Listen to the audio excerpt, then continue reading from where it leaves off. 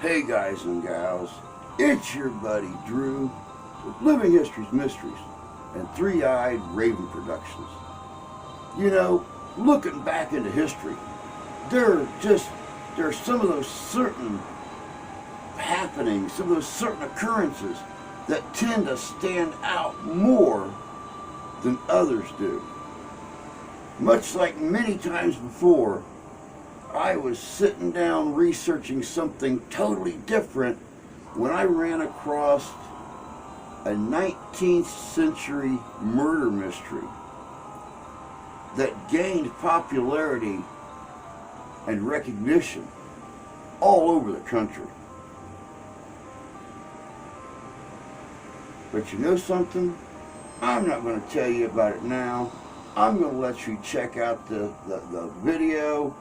I'm going to let you listen to all the evidence, and I'm going to let you come to your own conclusion. Check this out. This is good.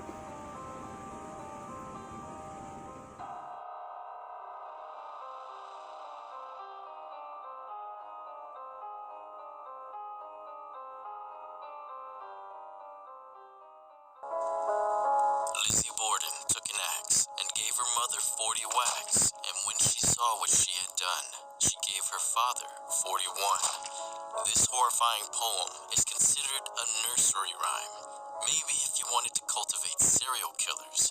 So tonight, we're talking about Lizzie Borden, whose story, if we take the accuracy of this rhyme as any indication, is rife with inconsistencies, misinformation, and outright lies. If we wanted the poem to be more factual, it would read like this. Unknown killer took a hatchet and gave Mrs. Borden 19 whacks, and when the killer saw what they had done, they gave Mr. Borden 11 or 12. Doesn't sound as good. The nursery rhyme originated in Fall River, Massachusetts, where the tragedy took place in 1892. That's over 130 years ago, and many liberties were taken by countless writers to embellish the facts, veering the story of Lizzie Borden almost into the realm of fiction. So how well do we actually know this case? Let's try our best to extract the folklore from the facts, which interestingly rested completely on the recollections of a character that many of us might not even know about. The only other survivor that day, the Borden's live-in maid, Bridget Sullivan.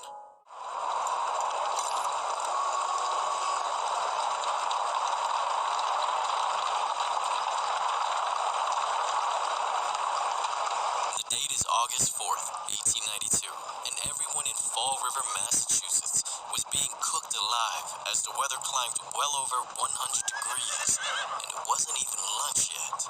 But I only say this sarcastically so as to debunk the first entry in almost every article and book I read about this case, which had the weather as a scorcher, new record highs, well over 100 degrees. People went outside and simply melted, which simply wasn't the case. According to Stephanie Corey, PhD, and Lizzie Borden, historian, cited that the Fall River Herald quoted temperatures of 74 degrees at 8 a.m.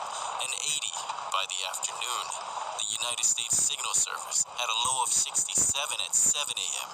and just 83 by 2 p.m. Not quite the egg frying on the sidewalk heat many would lead you to believe that August day, and we'll get into why that myth took hold later in the story.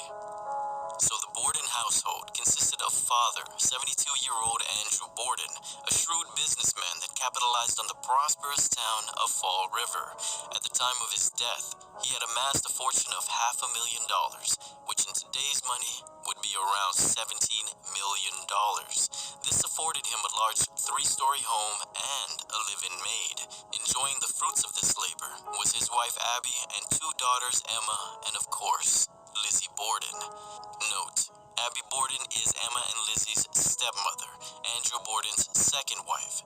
His first wife, the girl's biological mother named Sarah, died when Lizzie was just 2 and Emma 11. Even though Abby raised them, Emma refused to ever call her mother, being that she knew her real mom.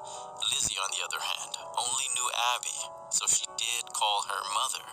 Though, due to tensions concerning money matters regarding their father's fortune, Eventually, Lizzie also started calling her Mrs. Borden as a slight. Now back to that supposed sweltering morning. So on this day, Emma Borden was at her dressmaker's house in Fairview, which was 16 miles away, and had been there for several days. This leaves just Andrew, Abby, Lizzie, and the live-in maid named Bridget Sullivan as the only residents in the house that morning. But they did have one unexpected guest named John Morse, who occupied the guest room that night. So being that it was Bridget's testimony that painted the most detailed picture of that morning, we will depict her account, starting with being the first one to wake that morning at 6 a.m.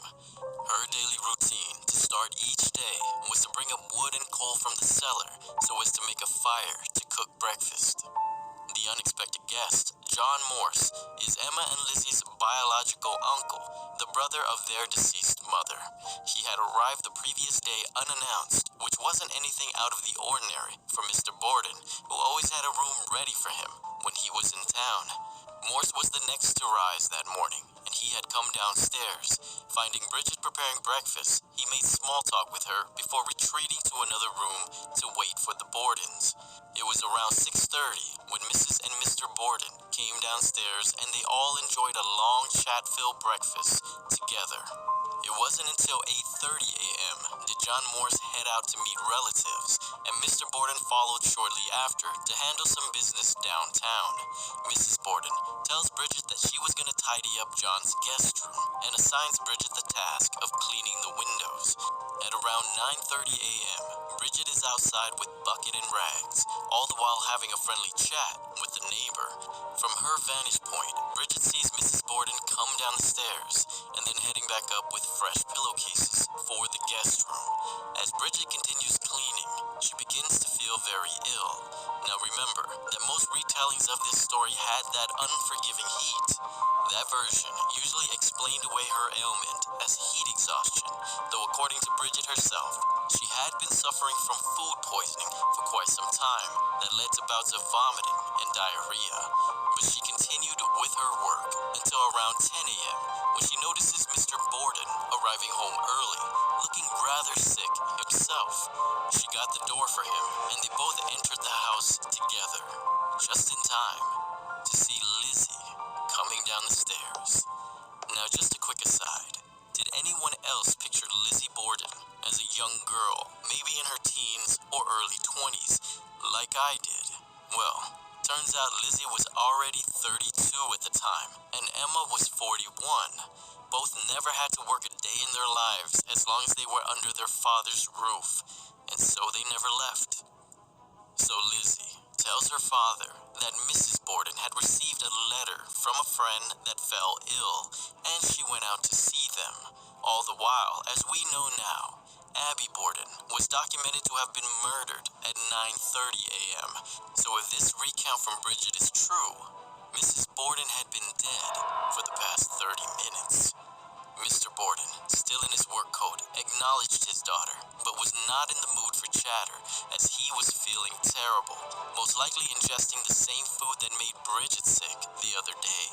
He walked into the parlor, plopped himself on the sofa, and laid down sideways, making sure to keep his dirty shoes on the floor. Even in this awkward position, his fatigue would drift him off to sleep, never knowing that right above him, his beloved wife Abby was lying in a pool of her own blood, never knowing either that he would meet a similar fate momentarily. So Lizzie, after her father walks into the parlor room, lingers about making small talk with Bridget, who's already back at cleaning windows. Bridget recalls Lizzie at one point describing a great sale on clothing and encouraged her to go get something. Bridget mentions to Lizzie that she was not feeling too well, and if it would be okay if later she went upstairs to rest a bit. Lizzie said that would be fine, and walked away. Bridget completed her task, and it wasn't until 10:45 a.m. when she decided to head upstairs to rest. As Bridget laid on her bed, waiting for the symptoms to subside, she suddenly hears Lizzie screaming.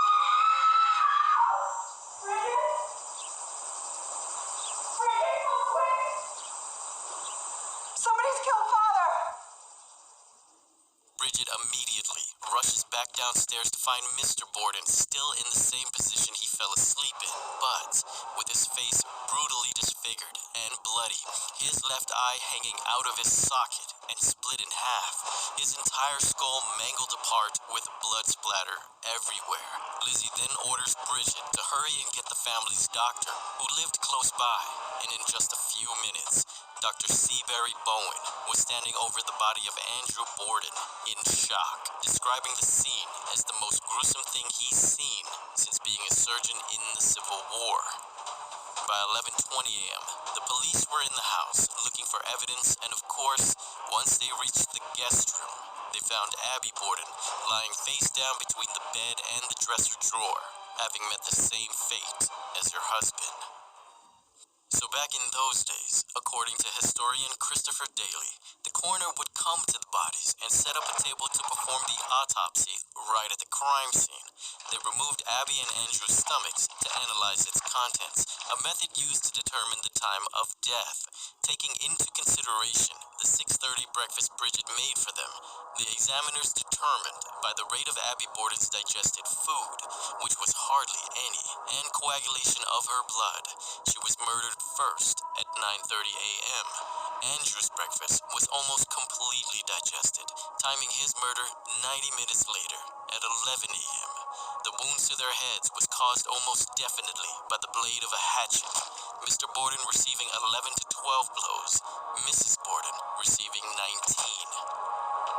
The police are now turning the house over, searching for evidence in this double homicide, when in the cellar, they discovered quite a few hatchets that they took into evidence, but their conditions were old and they didn't have any blood on them.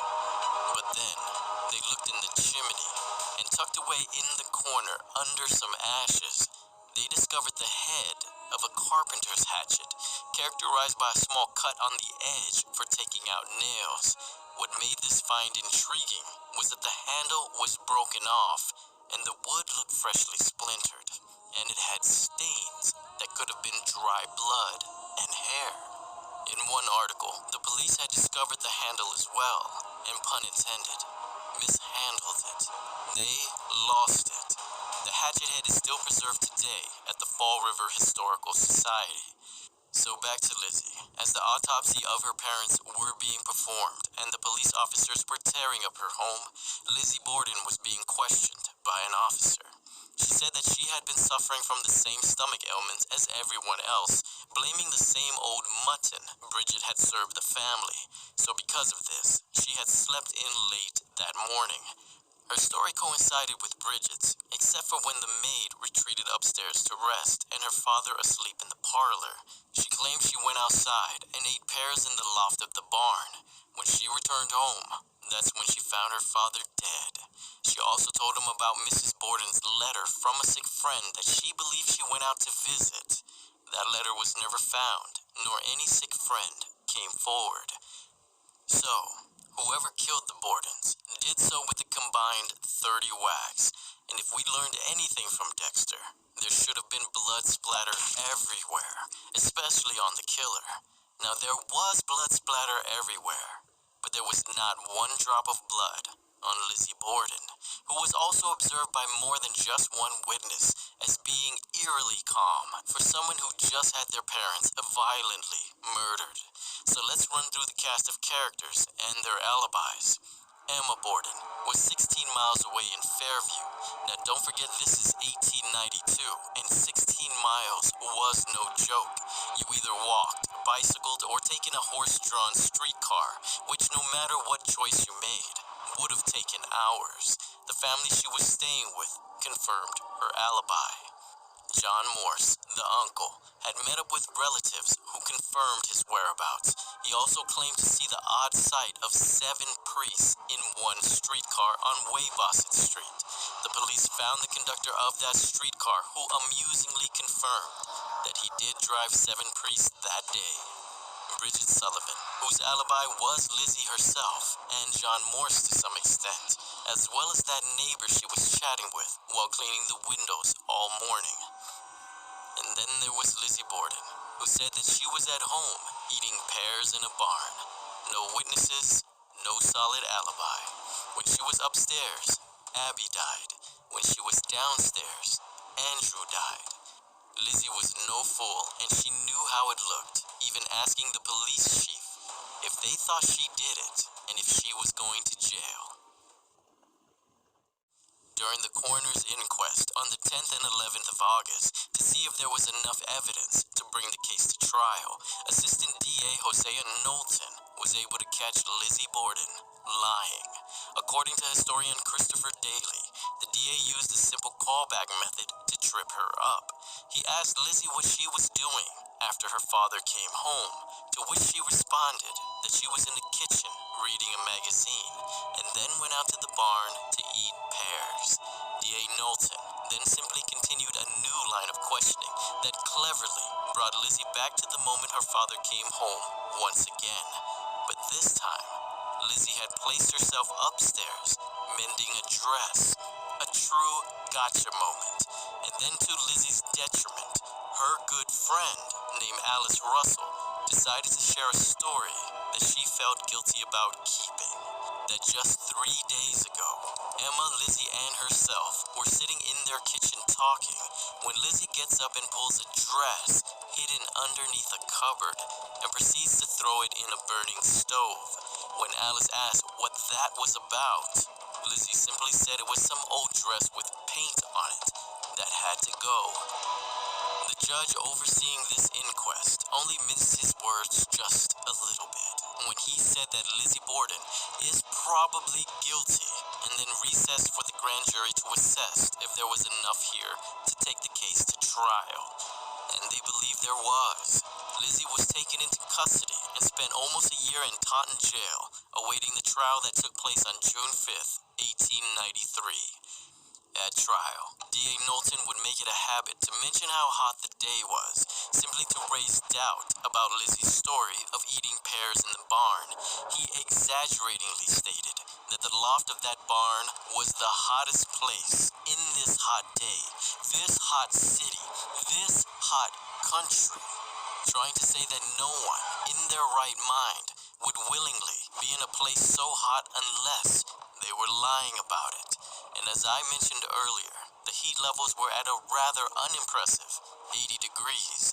The myth that the day was well over 100, most likely rooted from this DA's cross.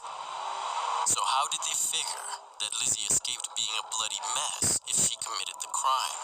The prosecution said that Lizzie Borden simply murdered her parents, naked and washed up. As ludicrous as it sounded, it did have an air of plausibility.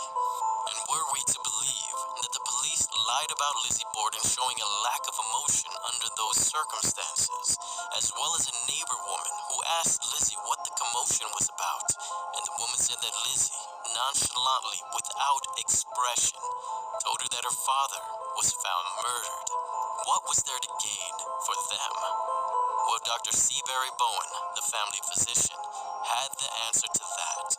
When he arrived at the house and saw the condition of Andrew Borden, he found Lizzie in a terrible state of mind, and he gave her a double dose of morphine, which calmed her down immensely, yet also confused some of her recollections. Dr. Bowen was always a big proponent that Lizzie did not kill her parents. But that did not stop the rumors of her being a kleptomaniac from being brought up alongside zero proof. Rumors of the Bordens being a dysfunctional family, which had no merit except hearsay. Rumors that Lizzie was fed up with her father's miserly ways were rebutted when it was learned that when it came to Abby and his daughters, Mr. Borden was more than generous, especially Lizzie, who received a nice allowance and was never in want of money. Her father even sent her to see the world for 19 months. Mr. Borden even once purchased an apartment for his daughters to run, to experience the joy of making their own money, as he did. When the girls lacked his acumen and the excitement for business, he simply allowed them to go back to living off him. What penny-pinching dysfunctional father would have a relationship like that with his kids?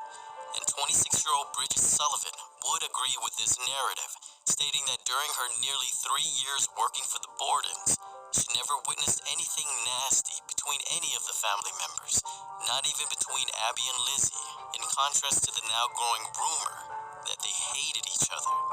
The three-panel judges, led by Josiah Blaisdell, then passed over Lizzie Borden's fate to a jury of 12 men who were dismissed to make their decision.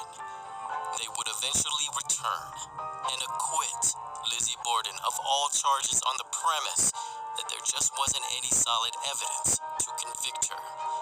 But the majority of public opinion at the time and since believes that she got away with murder. Lizzie and Emma Borden would go on to inherit their father's fortune and recede into obscurity. Lizzie lived the remainder of her days having never gotten married, never having children, and known as loving animals. Those that knew her had nothing but kind words about her until the day she passed at the age of 67 in 1927 and was buried alongside her parents in the Fall River's Oak Grove Cemetery. So what do you think happened that day on 92nd Street? To me, it seems rather difficult to imagine an unknown culprit running up and down the stairs without being seen or heard by anyone, and also hiding 90 minutes in between murders. It seems more likely that it was someone that could hide in plain sight. Just saying. Thank you for watching. My name is Killian. Remember to protect the ones you love, and love the ones that protect you.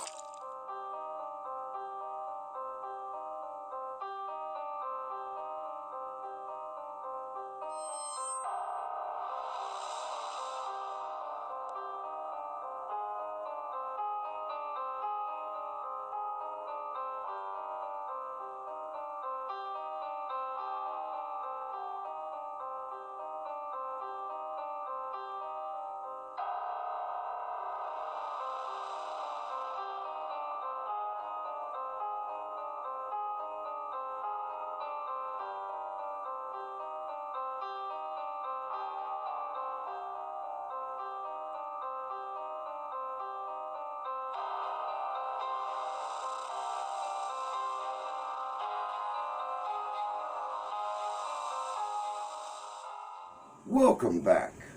You know, it's like I said in the beginning.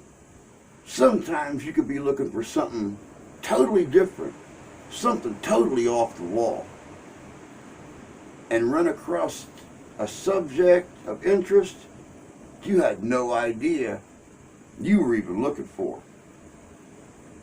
The story of Lizzie Borden and what happened to her parents has made people wonder for over 130 years. Did she do it? A lot of people were convinced that she did, and a lot of people were convinced that she didn't. Looking back at the occurrences of that night and what happened to Mr. and Mrs. Borden reminds me of another axe murder case from over here in the Midwest, the Villisca axe murder in Iowa. Family comes home from church, had no known enemies, had nothing that would have made anybody ever want to hurt the husband and wife, let alone the kids and their little friends that were staying over that night. It's widely wondered if because of the rail system and that time at the end of the 19th century, there were a lot of lowlifes, a lot of vagabonds, a lot of outlaws traveling those rails moving from place to place.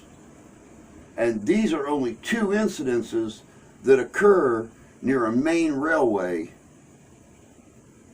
where it was very, very easy for someone to get off a train, commit a murder or a couple of robberies, and hop the next train out of town, never to be heard of again.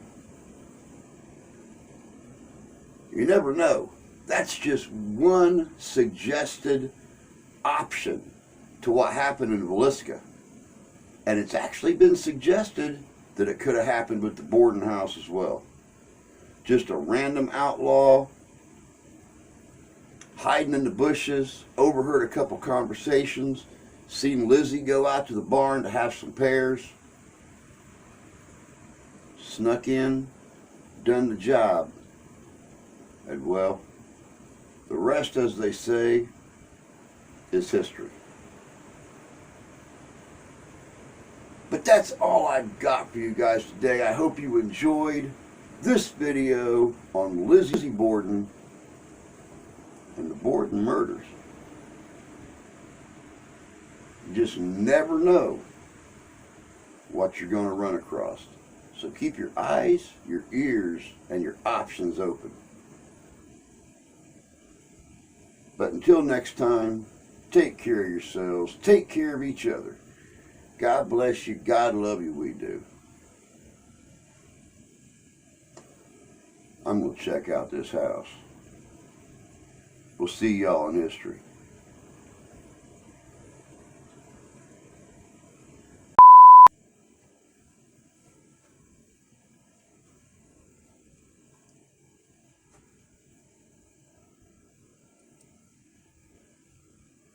Hey guys and gals, it's your buddy Drew with Living History's Mysteries at Three-Eyed Raven Productions.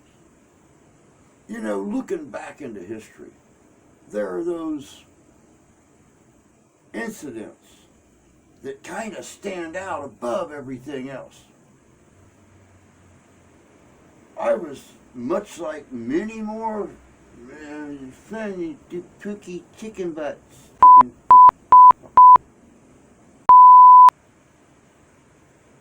But that's all I've got for you guys today. I hope you enjoyed this video on Lizzie Borden. This is what happens when you go walking in a rainstorm. Your tongue starts to get cold. Let's try this again. Take two.